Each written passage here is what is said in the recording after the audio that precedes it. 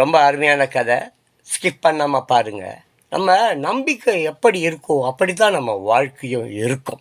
சரி, கதை உள்ளார போவோம்.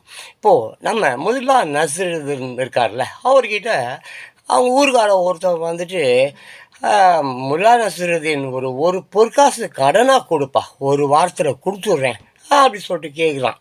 இவர் யோசிக்கிறாரு. சரி, ரைட்டு, கொடுக்கலாம். ஆனால் இந்த ஒரு பொற்காசு திருப்பி கிடைக்காது அப்படின்ற மாதிரி ஒரு நம்பிக்கையில், இந்த அப்படி அப்படின்னு அந்த ஒரு பொற்காசை கொடுக்குறாரு. அவன் எடுத்துகிட்டு போகிறான். ஒரு வாரத்தில் திருப்பி தரேன்னு சொன்ன மாதிரியே ஒரே வாரத்தில் கொண்டு வந்து கொடுத்துட்டான்.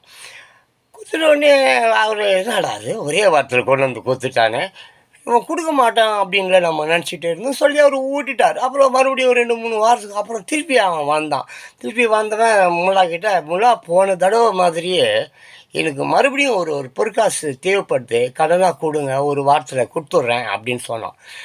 அவருக்கு உடனே சட்டும் கோவம் வந்துச்சு. முடியாது, தர முடியாது, போ அப்படின்ட்டார். ஏன் முல்லா, என்ன விஷயம், என் மேலே நம்பிக்கை இல்லையா அப்படின்றவன் கேட்டார். உடனே இவர் நம்ம சும்மா இருப்பாரா, போன தடவை நான் ஒரு பொற்காசு கொடுத்தேன், நீ திருப்பி தரமாட்டேன்னு நினச்சி நம்பிக்கையோடு நான் கொடுத்தேன், நீ திருப்பி தரமாட்டேன்ற ஒரு நம்பிக்கையில் நான் உனக்கு ஒரு பொற்காசு கொடுத்தேன். ஆனால் நீ குத்துட்ட, நீ என் நம்பிக்கையை கெத்துட்ட, நான் உன் மேலே வச்சிருந்த நம்பிக்கையை நீ பாழ் அடிச்சிட்ட, இப்போ நான் உனக்கு தர முடியாது, போ அப்படின்னு சொல்லிட்டாரு. இப்படி தான் நம்ம எதை நாம் எப்படி எடுத்துக்கொள்கிறோமோ, எப்படி நம்புகிறோமோ அதன்படி தான் நம்ம வாழ்வோம். ரைட்டா? ஸோ நம்பிக்கை தான் வாழ்க்கை. ரைட்டா?